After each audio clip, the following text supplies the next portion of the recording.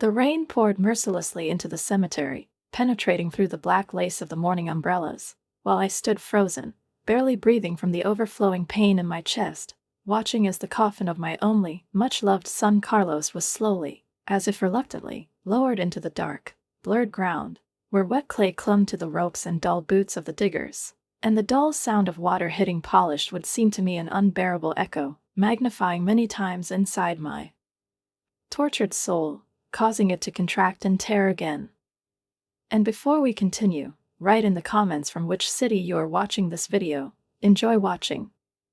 The emptiness that was spreading across my chest at the age of 66 seemed like a bottomless black funnel, sucking in all the memories, all the tenderness of the years I had lived, because I, Patricia, never thought that I would live to see that terrible, unthinkable day when I would have to stand in the icy rain and watch that forever disappear into the ground. Who I once hugged to my chest, sang lullabies to him and believed that he would live a long, bright life. I could barely hear my husband Gaspard's voice, muffled, as if frozen in another dimension, standing next to me, and even though we had lived together for 35 years, I suddenly felt something new, alien, unpleasant in his tone, a coldness that I had never heard before, even in those minutes when the quarrels reached their climax and seemed irrevocable. "We need to talk," he said, and his hand gripped my elbow with unusual firmness, making me shudder involuntarily, realizing that even on this terrible day he does not give up his intentions. The rain began to disperse, the drops became less frequent, and black umbrellas, like crows, soared into the sky one by one, carried away by the wind, revealing the pale, frozen faces of the mourners above their heads, but I did not take my eyes off Gaspard, trying to understand why his eyes, once full of warmth, now seemed cold and alien. My sister Giovanna lingered next to me, her worried eyes darting between Gaspard and me, as if she sensed that something irreparable was about to happen between us. But before she could say anything, Gaspard firmly led me to our car, taking me away from prying eyes and ears. "It seems inappropriate." "Gaspard," I whispered in my voice, roughened by many days of unrestrained crying, but he, as if not hearing my words, coldly replied, "That's why now is the right time," and reached into his jacket pocket while the rain drummed mercilessly on the roof of the car, as if nature itself mourned our loss with me. He handed me an envelope made of thick cream paper, and my hands trembled when I opened it. The paper inside was so slippery and cold that it almost slipped out of my trembling fingers, and when I finally saw the text, my eyes filled with tears. It was the divorce papers, neatly typed, with already written in my name, as if this gesture had been prepared in advance, without the slightest haste or hesitation. I looked up at Gaspard, desperately searching his face for at least some sign of the man with whom I had spent my entire adult life, raised my son, shared my joys and troubles, but his face remained impassive, almost smug, the wrinkles around his eyes that once gathered into rays when he laughed. Now they seemed to be sharp, deep lines, carved with indifference. "What's it?" I asked, even though the answer was painfully obvious, and Gaspard's lips curled into a barely perceptible, cool smile. "Now that Carlos is gone, nothing binds me to you," he said with frightening calm. "I'm taking over his business, and the house legally belongs to me now." His words hit me harder than any slap in the face. Each syllable burned my heart, making it shrink and freeze in my chest, because our son's funeral was not even over, and my husband was already cutting me out of his life, as if I were an unnecessary, outdated object. "You can stay in the house until I get back from vacation," he continued, starting the car and looking away, avoiding meeting my eyes, in which, perhaps, the last glimmer of faith in him was still warm. "I'll be gone for 3 weeks.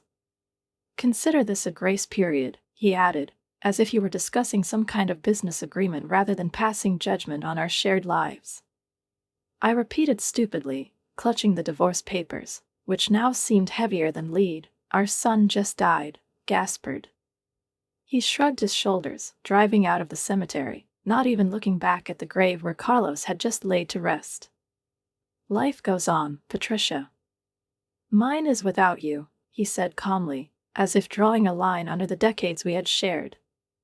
I stared at his profile, at the familiar facial features I'd woken up next to for more than 30 years, and couldn't believe that underneath those features there was always a stranger I hadn't seen, didn't want to see. "Why now?" I managed to squeeze out of myself as we drove through the rain-soaked streets, illuminated by the rare lights of lanterns. Gaspard's knuckles whitened on the steering wheel from the force of his grip.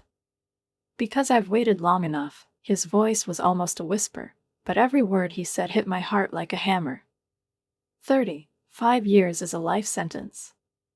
"I've served my time," he said without a trace of regret. My mind was racing in a fever of memories. We raised Carlos together, built our small business from scratch, rejoiced at his success, helped him rise after his wife's betrayal, and I asked myself, was he unhappy all this time, and I was blind to his resentment? "Where will I go?" I asked, surprised at the insignificance and helplessness of my own voice. "It's not my problem anymore," Gaspard replied indifferently. "You're smart, Patricia. You'll figure something out." When we arrived at Carlos' house, our house now, where we moved 3 years ago to support him after the divorce, Gaspard immediately went upstairs to pack his things, without saying another word to me. I was left in the kitchen, alone, with divorce papers on the table in front of me, and the ticking of the clock on the wall was the only sound breaking the silence, which now seemed deathly dull.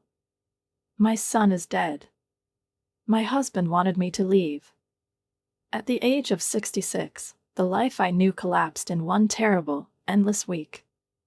That night, when Gaspard was sleeping in the guest room, which smelled of old wood and mold, I lay awake, staring at the rain-darkened ceiling, feeling the endless grief for Carlos, my only son, spreading through my body with unbearable physical pain, squeezing my chest, digging into my bones, making every cell suffer from an irreparable loss.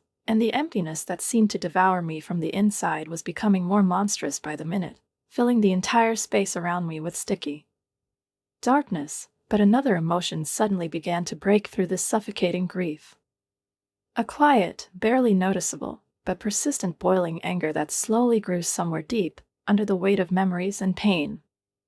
I remembered the phone call I received just 3 days before that terrible car accident, a call from Carlos, whose voice sounded so anxious, so urgent, that even then, in the midst of everyday worries, I felt that he was going to tell me something important, maybe life-changing. He asked for a private meeting to discuss something about his father and the business, and we agreed to meet for lunch next week, a dinner that never took place, a dinner that remained forever only in my unfulfilled plans and now tormented me with a ghostly understatement.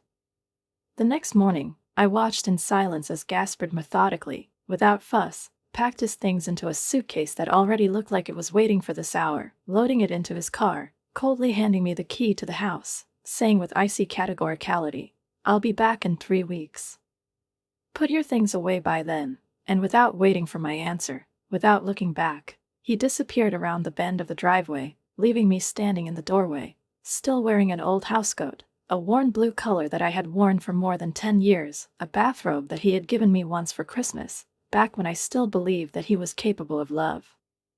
I walked slowly back to the house, my son's house, which had now become a lifeless shell, feeling like a ghost, devoid of flesh and a future. Every movement echoed in the empty corridors, and when I entered the kitchen, my gaze fell on the coffee mug left by Gaspard in the sink, so casually, as if he expected me to clean up after him. As always, the mug, faded by time, still bore the logo of our first family business, the one that started our entire journey. I took this mug in my hands, circled the erased drawing with my thumb, and suddenly, in this movement, in this touch, I was illuminated by a sharp, almost physical flash of memory. Carlos's safe, hidden in the closet of his office, the safe, the code of which he once entrusted to me after the divorce, foreseeing that in life anything could happen, the safe, which now seemed to be inviting me to open it. A small voice in my head whispered, almost begged, "Look inside. Maybe everything is stored there that he did not have time to tell. Maybe the answer lies there, among the old documents and secrets that Carlos was so afraid to expose during his lifetime." With trembling hands, as if wading through a thick fog of fear and pain, I headed to Carlos's office, where the faint scent of his cologne still hung in the air, the same one I gave him for the last Christmas, our last Christmas together, full of hopes and plans for a future that would no longer be.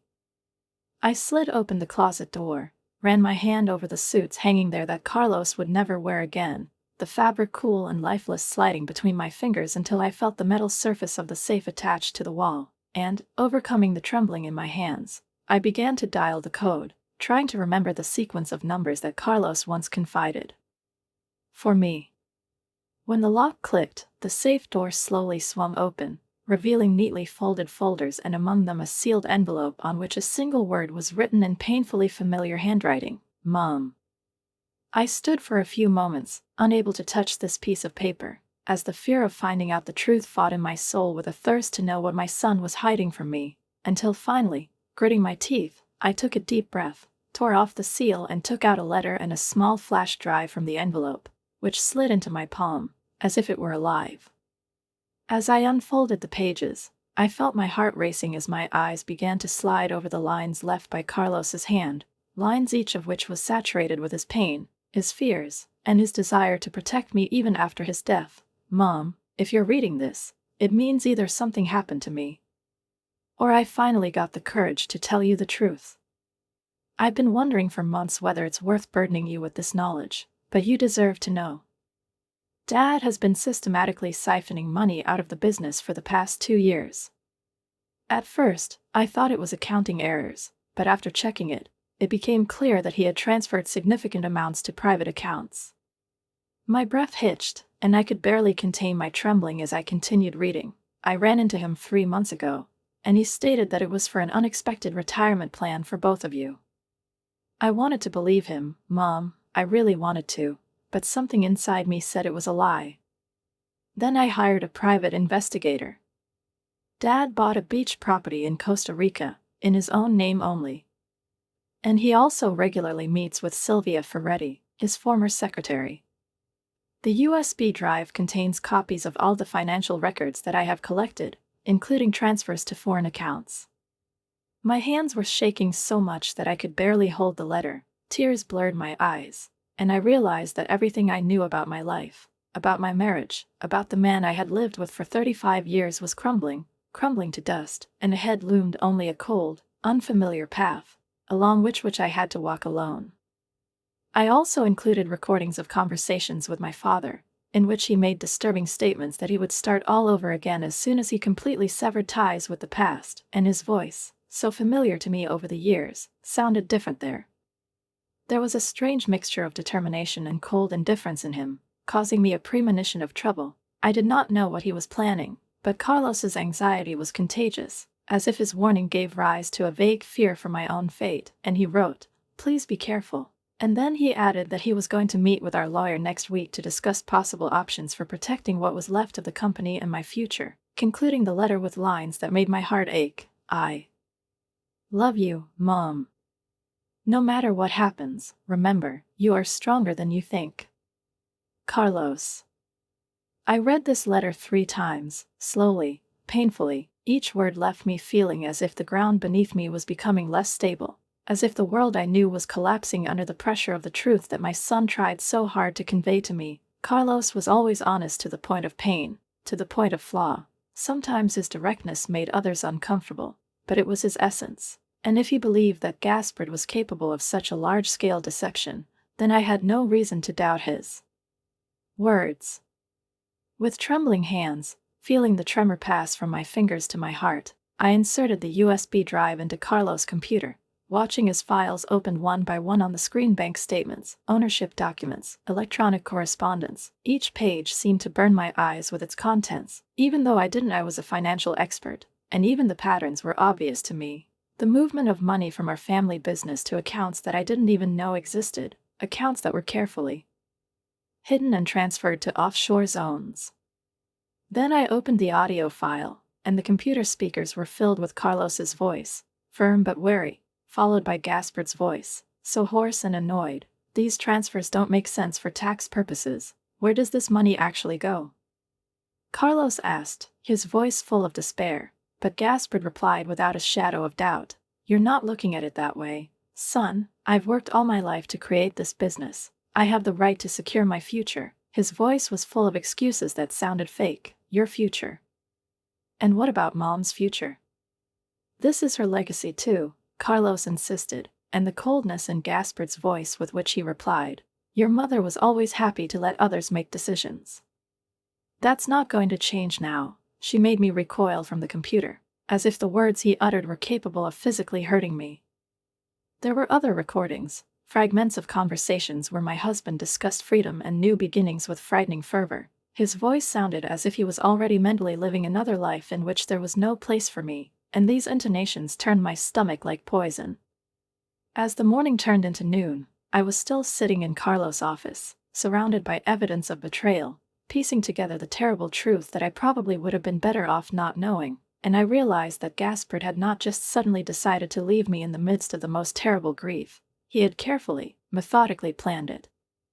For many years, building his plans behind my back, depriving me of support, undermining everything that I considered solid and eternal. Our son found out about his betrayal and probably paid the highest price for it, and this thought hit me so hard that I involuntarily groaned in pain, because if Carlos had become a threat to Gaspard's plans, could his car crash have been an accident? I pushed this terrifying thought away, trying to convince myself that even Gaspard, with all his coldness and calculation, could not have been capable of such a monstrosity. Or could he? I leaned back in my chair, amazed, crushed by the weight of the truth that had opened up before me, feeling how powerless my thoughts were. What should I do with this information now? Should I go to the police, meet Gaspard face to face, look into his eyes and demand an explanation? At 66 years old, I never imagined that I would have to unravel such a multi-layered betrayal, especially at a time when I'm still mourning my child, the only one who was everything to me. At that moment, my phone vibrated, pulling me out of my dark thoughts, and a message appeared on the screen from my sister, Giovanna, checking on me. "Can I come in?" Giovanna has always been my rock, practical and determined, someone who faced life's difficulties face to face, without sentiment or pity, while I was inclined to smooth out conflicts and seek compromises, and now more than ever I needed her clarity and strength. "Please come," I replied quickly, feeling that along with this short message, hope was born in me that I would not be left alone in the midst of this nightmare. While waiting for Giovanna to arrive, I continued to study Carlos' files, and came across photographs, each of which pierced my soul with a needle of betrayal. The pictures showed Gaspard hugging a woman whom I immediately recognized as Silvia Ferretti, his former secretary, the one I had always heard about only in work conversations, the one who was 20 years younger than me. They weren't overtly romantic photos, no kissing or obscene gestures, just dinners, coffee and cozy cafes, but their body language, light touches of hands, glances lingering on each other for too long, spoke for itself, without words, very clearly. When Giovanna finally arrived, her expression of sympathy was instantly replaced by alarm when she saw my disheveled appearance, my reddened eyes, and my hands trembling with tension. "Patricia, what's wrong? What is it?" she asked, carefully leading me to the sofa in the living room, where the smell of morning still lingered, when everything was still intact, and I, unable to find the words, silently handed her Carlos's letter. I watched her eyes widen as she read the lines written in my son's handwriting, as her lips moved, letting out silent curses, as if she couldn't believe what she was seeing. "That idiot," finally, Giovanna said, looking at me as if she saw me anew, saw everything that I was hiding from everyone. "I always thought Gaspard was in control, that he was just a stubborn, wayward man," she added bitterly, "but he's a criminal, Patricia, a real criminal." "What should I do, Giovanna?" I asked, in my own voice, which sounded so alien, as if it belonged not to me, but to some other woman, tired, devoted, standing on the edge of her life. "I don't even know where to start," Giovanna said, resolutely straightening her shoulders with that direct confidence that I've always secretly envied, because my younger sister had the ability to instantly take control of a situation without letting fear or emotion lead her astray. "First, we make copies of everything," she continued, already mentally building a plan of action. "Then we call Nestor." Nestor, Giovanna's son-in-law, was a well-known lawyer in the city specializing in financial crimes, a man who was approached in the most complex and complicated cases, and just the mention of a lawsuit suddenly made what was happening frighteningly real, as if it was no longer a personal tragedy, but a ponderous, legal battle, to which I felt completely unprepared. "I do not know if I can handle the legal battle, Giovanna," I whispered, my voice trembling with fatigue and horror at what was coming. Not now, after everything that happened with Carlos.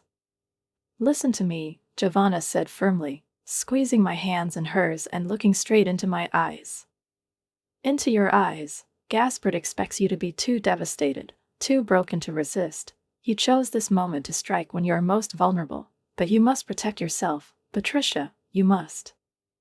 I nodded slowly, as if hearing her words through a veil of despair, remembering the lines from Carlos' letter, "You're stronger than you think," and she let that thought settle in her mind like an anchor in the midst of a raging storm. Over the next few days, Giovanna practically moved in with me, filling the house with her energy and determination, and together with Nestor, we worked methodically, carefully documenting all the materials found on Carlos' USB drive, every bank statement, every letter, every photo, without missing a single detail, even if they seemed insignificant. Nestor's face became more and more gloomy with each new file he looked through. His jaw clenched and his eyes darkened as he slowly spoke based on his experience. "Patricia, Gaspard empties the company's accounts. He withdraws assets from the country with amazing composure and precision.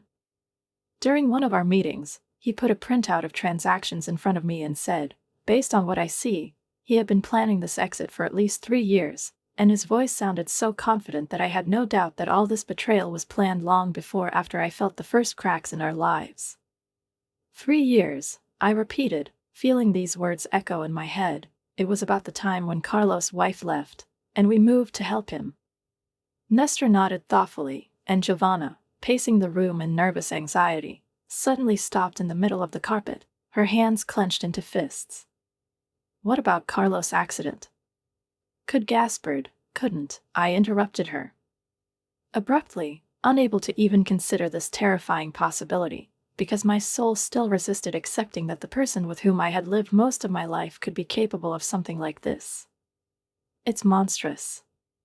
Nestor's expression remained carefully neutral, his eyes betraying not the slightest emotion as he said, "At this moment, we must focus on securing your financial future.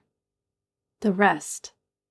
We'll cross that bridge if the evidence leads us there." A week had passed since Gaspard's departure, a week filled with difficult meetings with a forensic accountant and a private investigator, a week during which I became someone else, a woman who no longer hid from reality, a woman who learned to stand up for herself and fight despite fear. That evening, while sorting through Carlos' personal belongings in his bedroom, I discovered a small leather magazine tucked between the mattress and the bed spring block, as if he wanted to hide it from prying eyes, and my fingers trembled as I opened it, knowing that every line I wrote brought me closer to an even more painful truth. Inside were Carlos's neat notes, dates of unusual financial activity, observations of Gaspard's behavior oddities, and the last entry, dated just 2 days before the accident, made my heart clench in icy horror. My father seemed agitated when I mentioned real estate in Costa Rica. He said that I had imagined everything, but his hands were shaking when I pressed him about transfers abroad. He made a strange comment: "Some obstacles are impossible to overcome." I'm not sure what he meant, but something in his eyes scared me. "Meeting with Mom next week. She needs to know everything." I sat on the edge of the bed, clutching Carlos's diary to my chest, and I was gripped by a cold realization. The obstacle Gaspard was talking about was Carlos' knowledge, his determination to reveal the truth, and now our son was gone. At that moment, the phone rang, and I jumped in surprise. Fear gripped my heart in a vice when I saw an unfamiliar number on the screen. "Hello," I replied cautiously, my voice trembling, as if I expected to hear another batch of bad news. "Mrs. Patricia Guerra?" A woman's voice rang out, unfamiliar but polite. "Yes," I replied, clutching the phone with both hands. "My name is Agatha Cattaneo," the woman continued, her voice serious and sympathetic at the same time. "I worked with your son at an accounting firm before he took over the management of the family business. I think we need to talk. There is something you should know about the accident with your husband and your son." My breath caught in my throat when I heard an unfamiliar voice on the other end of the line say words that made my blood run cold. As for my son's accident, even though I was trying my best to keep my voice steady, the fear that had settled in me since Carlos' death began to grow, taking over my mind, until Agatha Cattaneo, lowering her voice almost to a whisper, said, It wasn't an accident, Mrs. Guerra, and I can do it. Prove it. Her next words were like an icy wind. We shouldn't meet at your house, she insisted, and I felt a shiver run down my spine, realizing that my own house, the house I shared with my son, the house in which I was supposed to find solace, might not be safe, became even more one monstrous layer in the nightmare that my life has become. There's a small cafe called Rosie's, Agatha continued, and her voice became firmer. Can we meet there tomorrow at 10 a.m.? Sit in the back of the booth near the emergency exit. I agreed with a barely audible yes, and immediately put down the phone and dialed the number of Giovanna, whose practical, steel-hard presence became my anchor in this storm of betrayal and pain. After listening to me, Giovanna didn't even think. I'm coming with you, she said firmly, and there wasn't the slightest doubt in her voice, and I'll bring Nestor. This is more than suspicious, Patricia, we need to be prepared for anything. That night, the dream eluded me like a mirage in the desert. I lay in the dark, watching the shadows creeping across the ceiling turn into ghostly images, my mind darting between grief for Carlos and horror at what I might find out tomorrow if the person I had lived with for 35 years was a man. The man who was the father of my child turned out to be capable not just of betrayal, but of murder.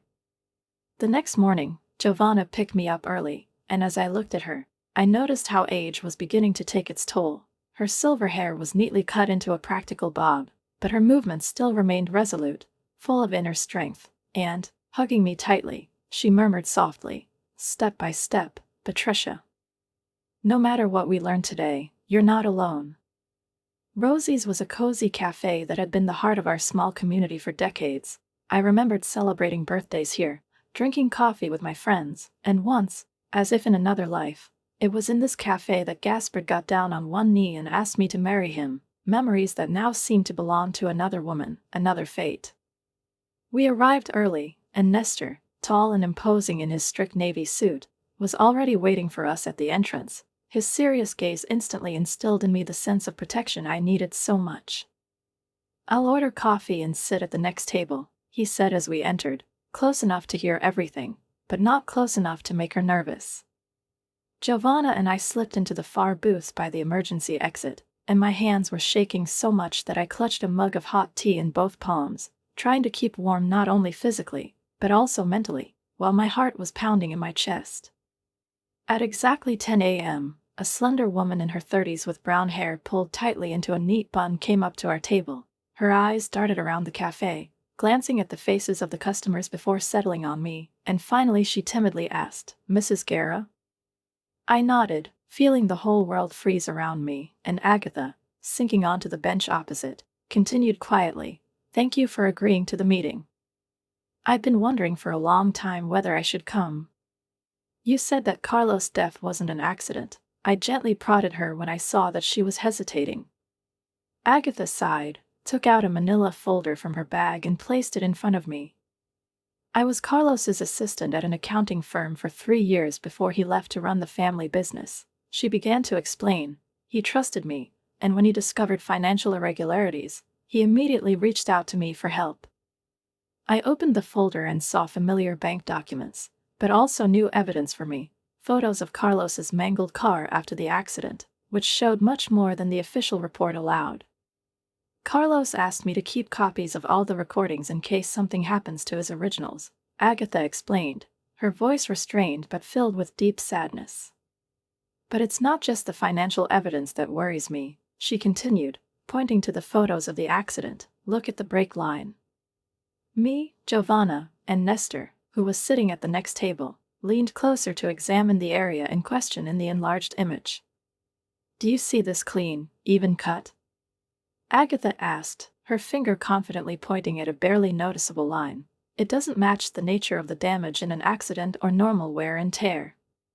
Giovanna narrowed her eyes, her intuition catching on instantly. You mean to say, she began, swallowing hard, that the brake line was cut intentionally? Agatha nodded grimly, and her next words hit me harder than any blow. In the police report, it was listed as a brake failure on a sharp turn, as an accident. But Carlos was at the service station just 2 weeks before the accident. He was meticulous in car maintenance. I felt like the world around me began to crumble. on the fragments, each of which wounded me deeper. An icy premonition squeezed my heart when, barely able to control the tremor in my voice, I asked the question I was afraid to say out loud. Did you take this to the police? Agatha lowered her eyes, her shoulders slumped slightly, and when she spoke, there was bitterness of disappointment in her voice. I tried, she admitted, her voice trembling with suppressed anxiety. I talked to Detective DeSantis, but the next day my apartment was broken into, and although nothing of value was missing, my laptop and the original copies of these documents were stolen.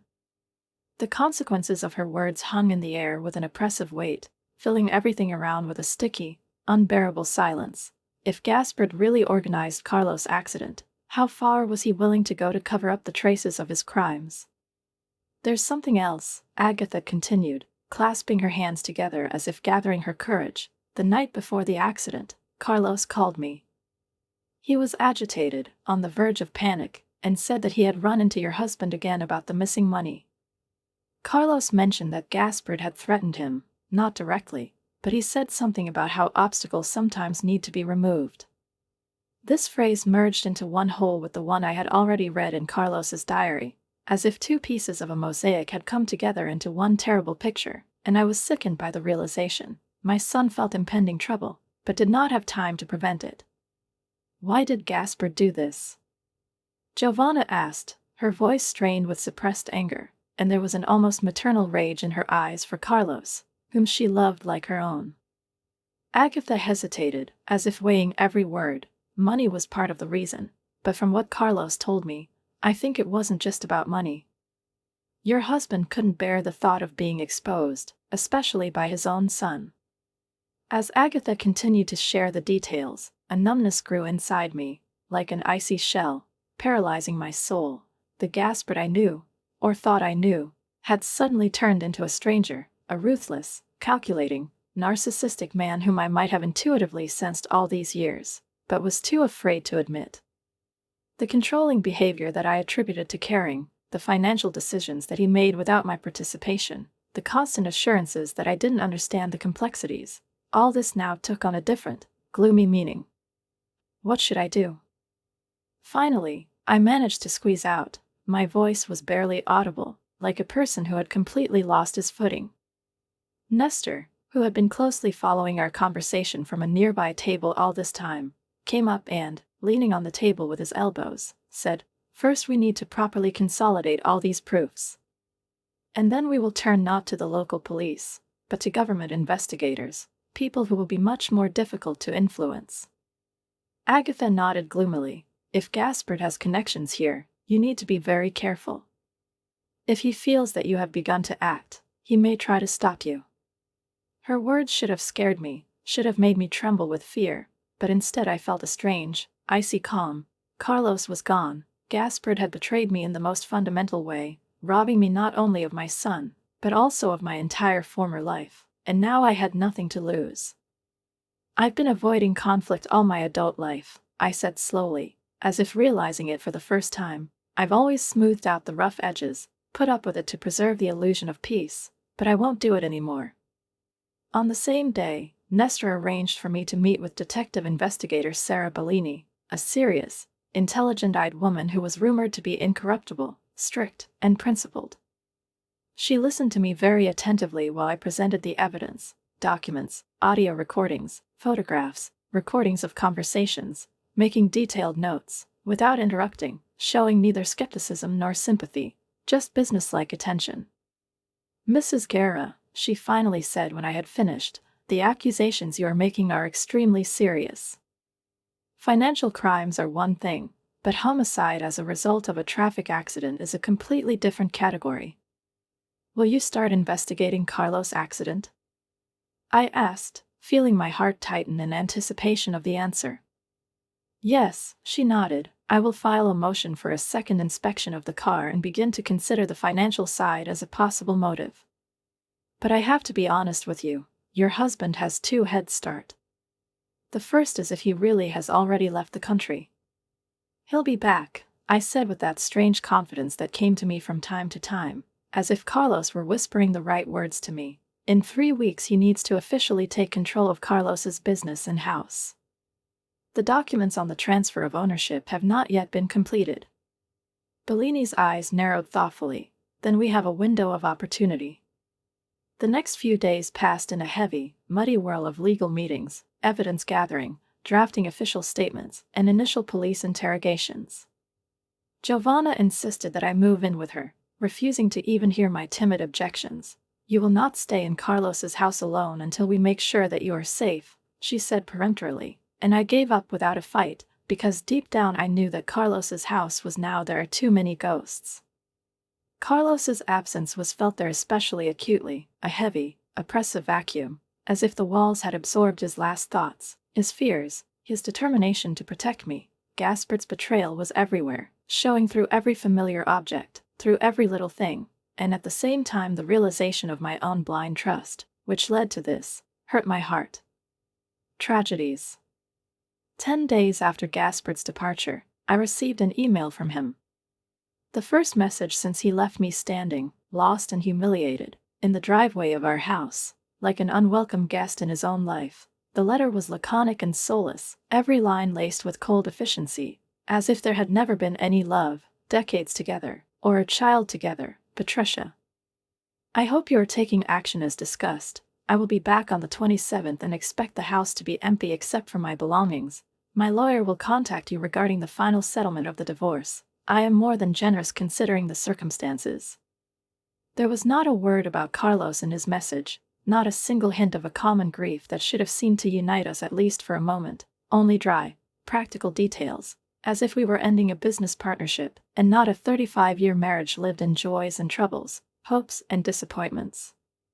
I silently forwarded the letter to Detective Bellini, who, in turn, confirmed that they would set up surveillance of the house as soon as Gaspard returned, but the very prospect of waiting seemed to me unbearable torture, filling every hour, every minute with oppressive tension.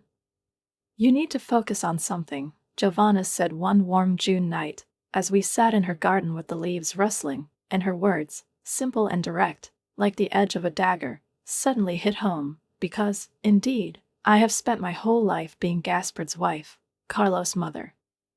And without these roles, who am I now?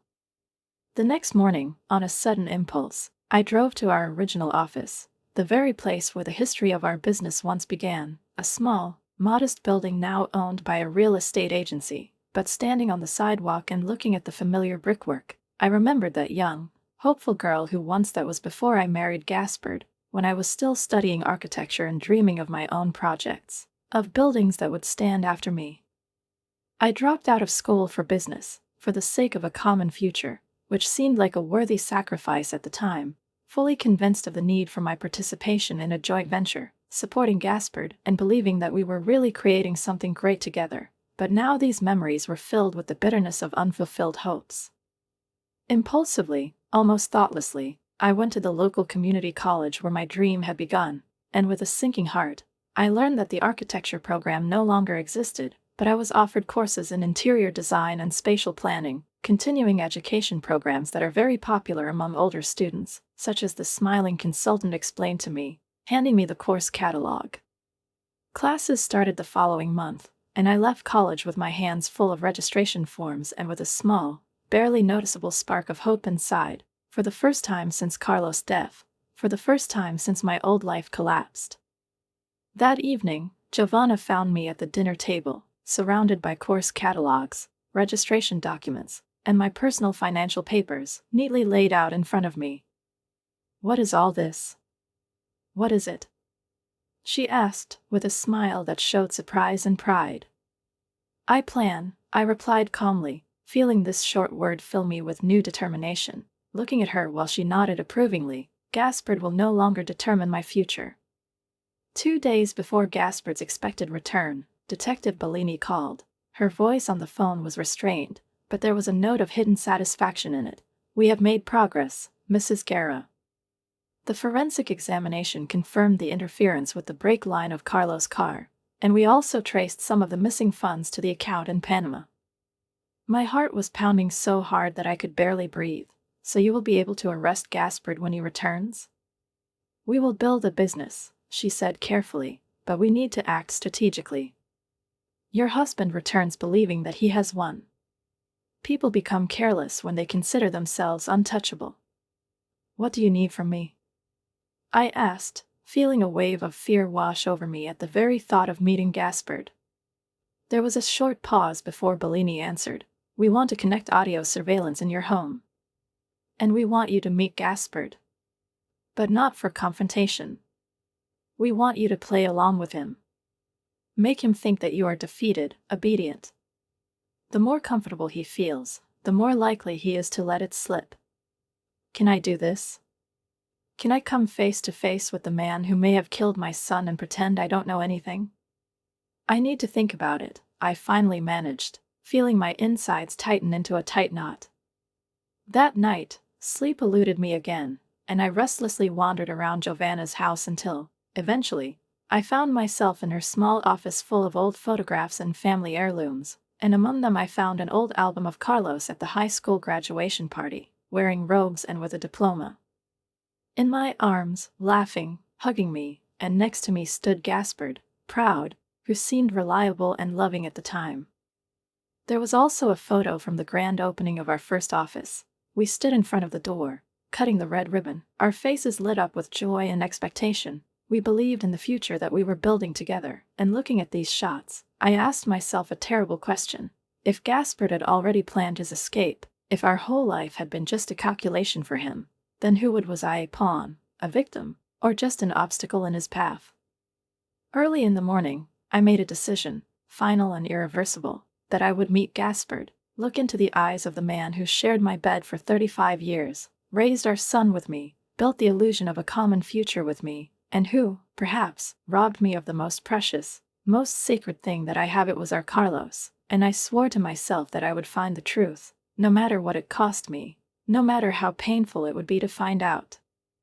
I called Detective Bellini before dawn. Her voice was strained when she picked up the phone, and without giving myself time to doubt, I said, I will do it. I'll meet Gaspard when he gets back. Are you sure? Can it be dangerous? She asked, her voice wary. I'm sure, I replied, surprised to note the hardness in my own voice, which I had never heard before. It's time for me to stop hiding from confrontation. We agreed. The technicians would set up surveillance at Carlos' house the next day. The cameras and microphones would be disguised so that Gaspard wouldn't suspect anything, and I had to return to the house in advance, pretending as if I hadn't left, as if I were still the same passive Patricia he expected to find, obedient, depressed, broken. On the day of Gaspard's return, I felt a strange, almost frightening sense of calm, as if everything inside me had already accepted the inevitability of what was happening, as if my soul had finally found determination.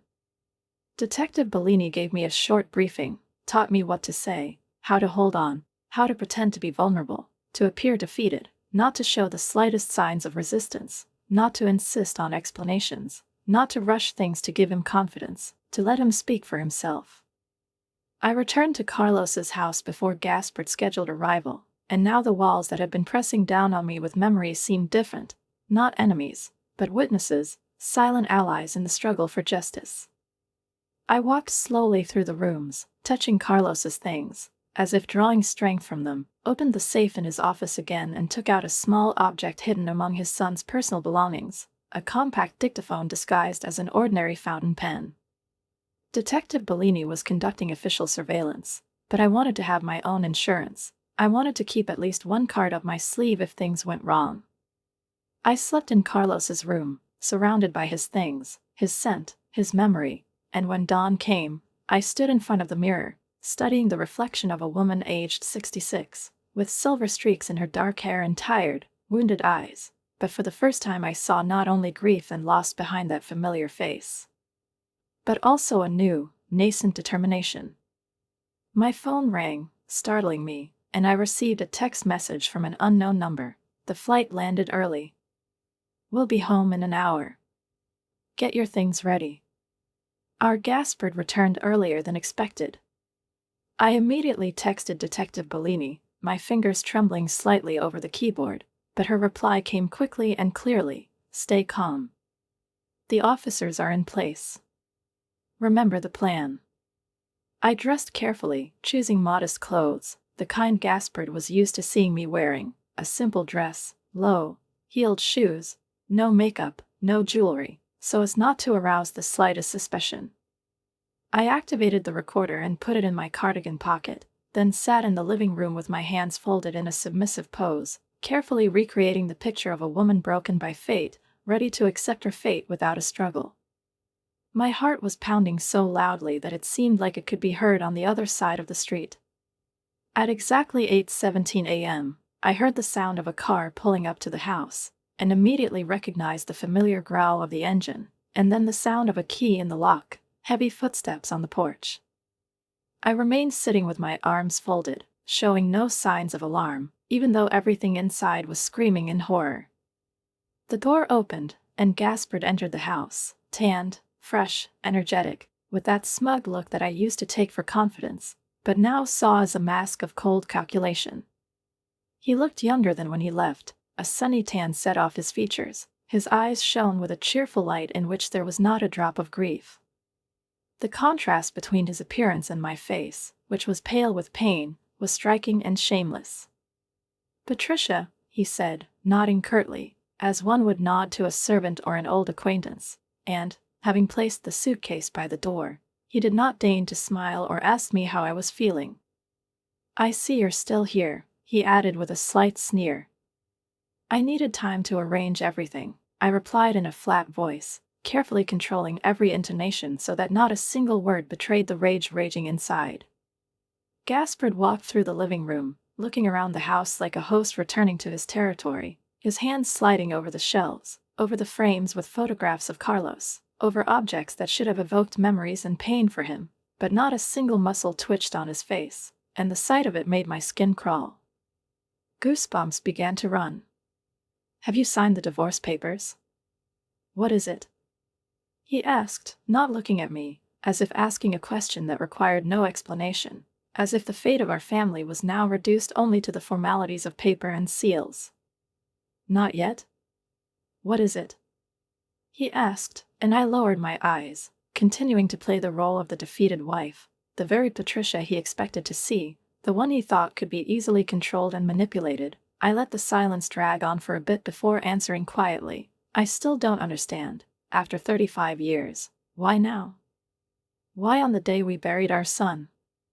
Gaspard sighed with exaggerated patience, like a man tired of explaining the obvious to an incomprehensible interlocutor, and his voice, flat and emotionless, sounded almost mocking. "There is never a good time for such things. Carlos' death just accelerated my timeline." "Your timeline?"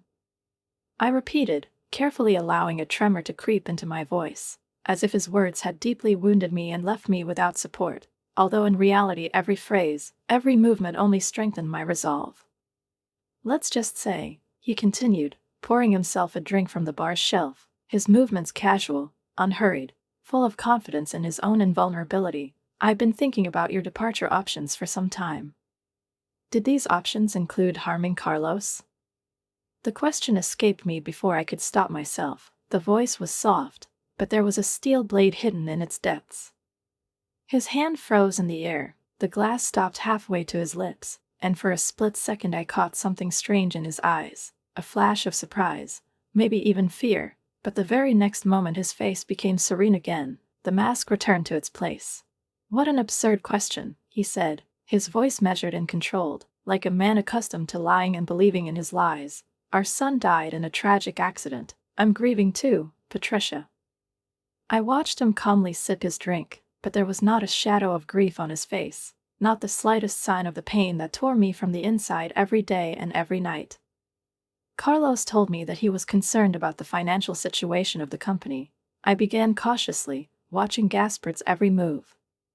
"He wanted to meet with me about this." Gaspard's jaw tightened slightly, the movement was almost imperceptible, but I noticed it. "Carlos was always overly careful," he said dismissively. "There was nothing to worry about." "Then why transfer funds to Panama?" I asked quietly, leaning forward a little, as if asking for an explanation, but actually catching his every reaction. The glass froze at his lips. He slowly lowered it, putting it on the table with noticeable care. His eyes became colder, harder when they met mine. "What exactly are you implying, Patricia?" What is it? He asked, in a voice that was beginning to sound threatening. I found Carlos's notes, I said, feeling my heart pounding in my chest, so loudly that I thought he could hear it. Transfers, real estate in Costa Rica, meetings with Sylvia. Gaspard set down his glass with deliberate care, but anger was already blazing in his eyes. Have you been going through your stuff? What is it? He asked sharply. Carlos's stuff, I corrected calmly.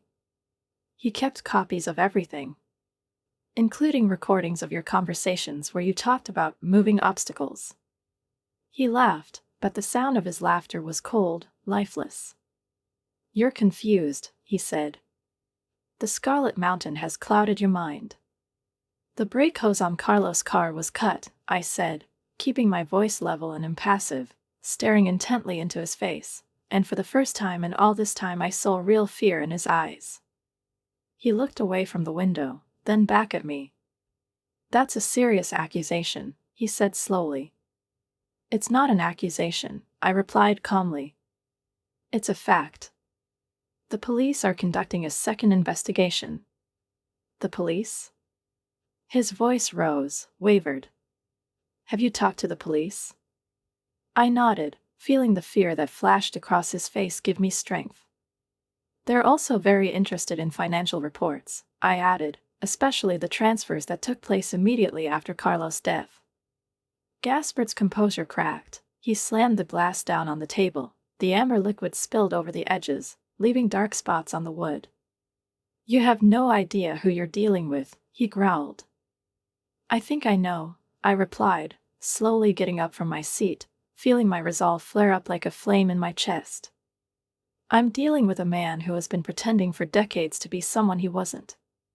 With a man who valued money and power more than his own family. He lunged at me, his face contorted with rage, and I saw in front of me not the man I once loved, but a monster fueled by greed and hatred. Do you think you can threaten me? Stop it. He shouted. After all these years that I carried you in my arms? You would be nothing without me, Patricia. Nothing. You killed our son, Gaspard, I said, asking the question that hung between us in heavy silence. He froze, breathing heavily, his eyes darting around the room as if searching for a way out. You're crazy, he croaked.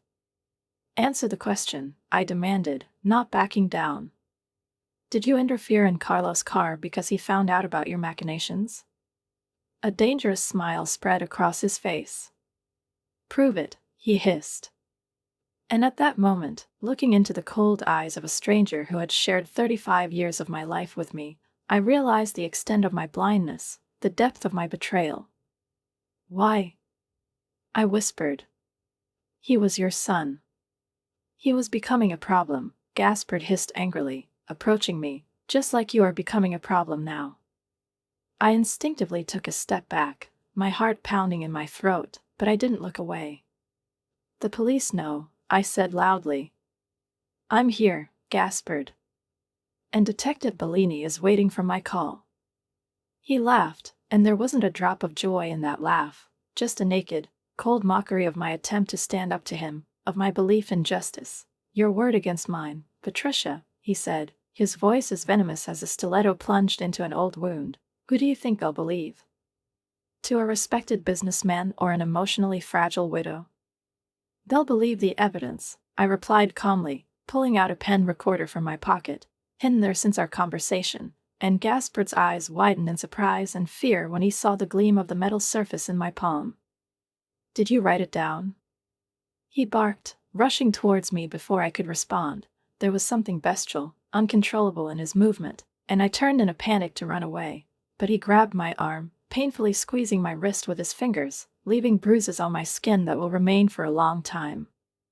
The force of his jerk turned me around. I barely stayed on my feet, his face distorted with rage, with hatred, which he may have always been full of, just skillfully hiding it behind a mask of politeness and charm. Give it to me. Stop it. He yelled, reaching for the pen. We struggled. My attempts to escape seemed pathetic against the background of his physical strength, and in the end, the pen slipped from my fingers, slid across the wooden floor like a small silver ray of hope, and fell against the wall. Gaspard pushed me, and I sprawled on the floor, feeling a sharp pain in my side as he lunged for the recorder, eagerly reaching for it. "It's over, Gaspard," I whispered, struggling to my feet, every muscle aching with pain, but an unknown force ignited in my soul. He towered over me, clutching the ill-fated pen in his fist, his face contorted in a grimace of triumph and rage. "You're right," he growled, "but if I'm going down, you're coming with me." When he moved towards me, his intention was quite clear.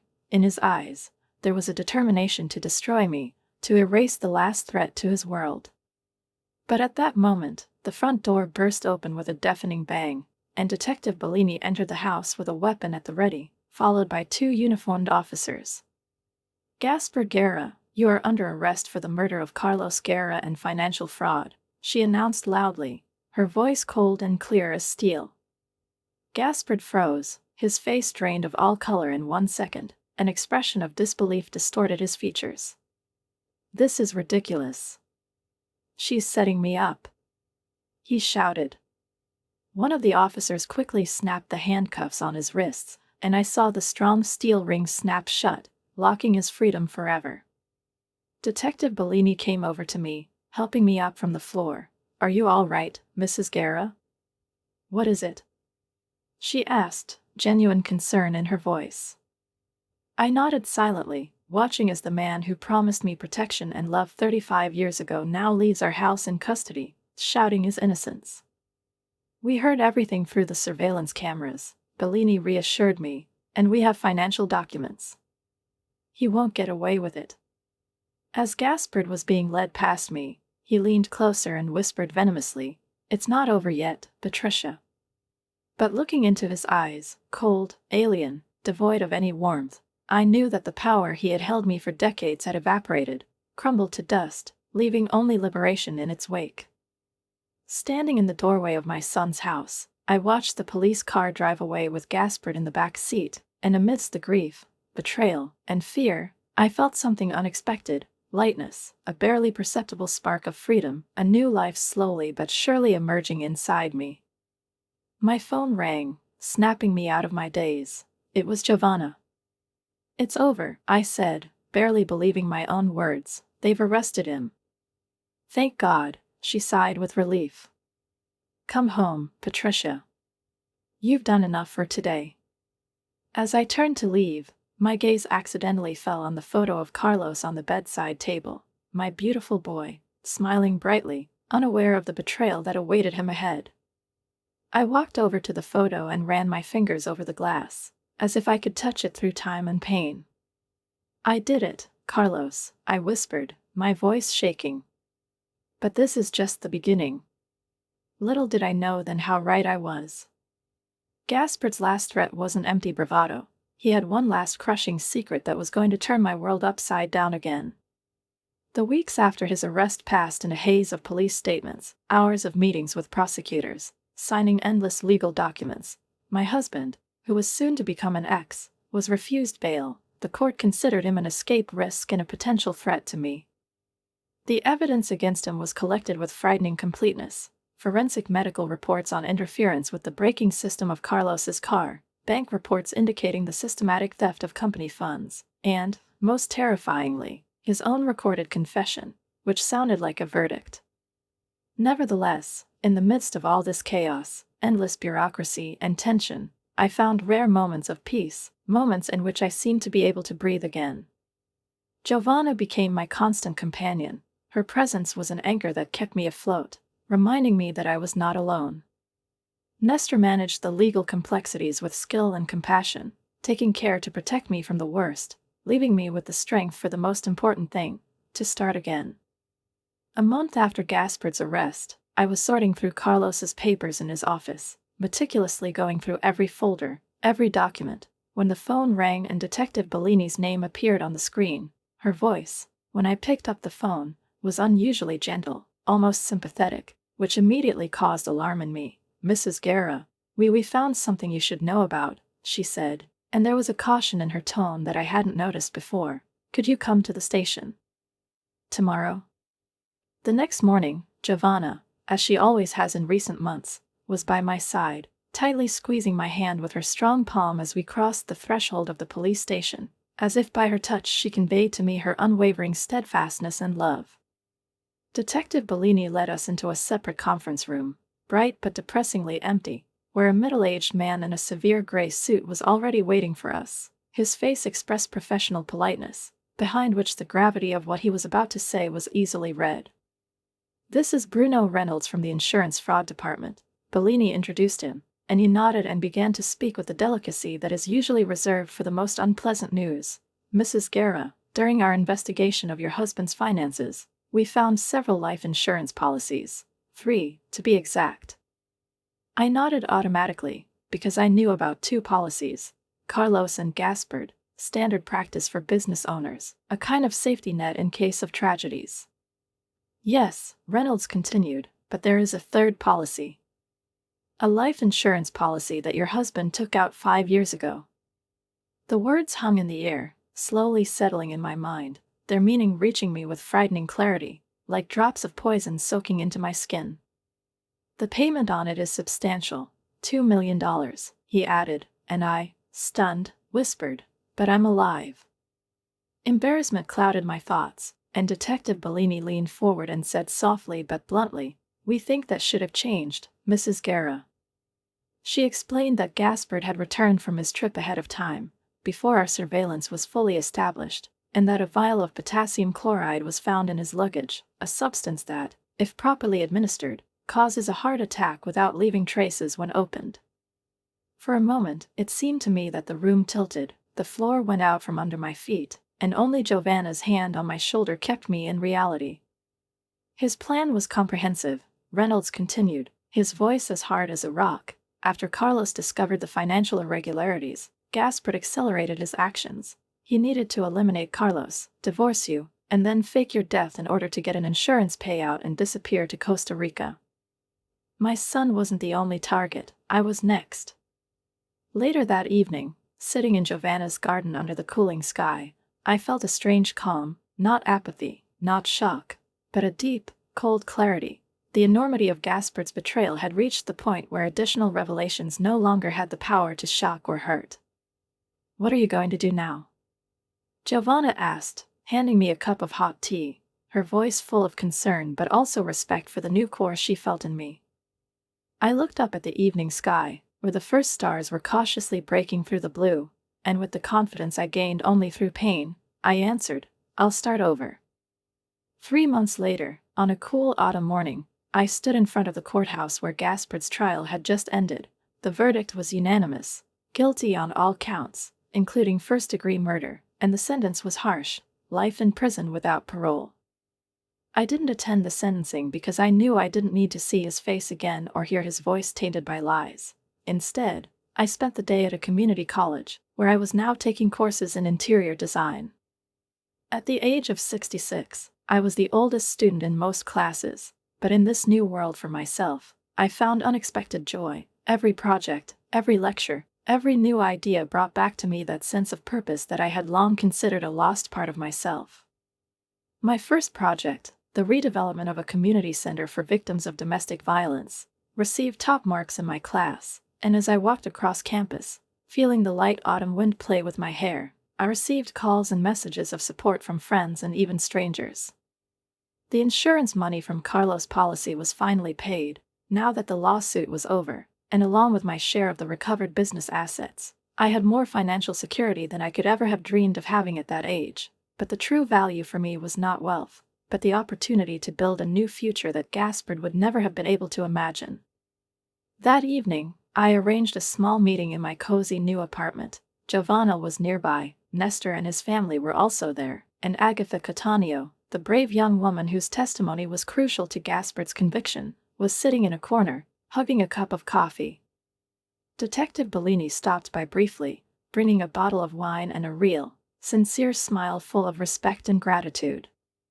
I raised my glass in a toast, to Carlos, who protected me even after he left, I said, looking into the eyes of everyone who stood next to me on this difficult journey. "And to you, Patricia," Giovanna added, with pride in her voice, "for finding the courage to fight back." While my guests were chatting animatedly, I went out onto the balcony, where the evening city was scattered below with a myriad of lights, so far away and at the same time so close. Somewhere out there, in that endless sea of lights, there were women trapped in relationships built on control and betrayal, women who might one day need to find their voice and strength. The next morning, I was supposed to meet with representatives of a foundation that supports older women rebuilding their lives after loss, divorce, and violence. They asked me to tell my story to inspire those who are on the verge of change. My story was no longer the story of Gaspard's wife or even just Carlos' mother. It was now the story of Patricia Guerra, a woman who, at the age of 66, had finally found her true self. The night air was cool on my skin, but for the first time in decades, I looked up at the stars without fear, without pain, only with quiet acceptance. The future was not something to be feared or tolerated. The future was something to be accepted. Write a comment on what you think about this story and don't forget to subscribe to the channel and like it. See you soon.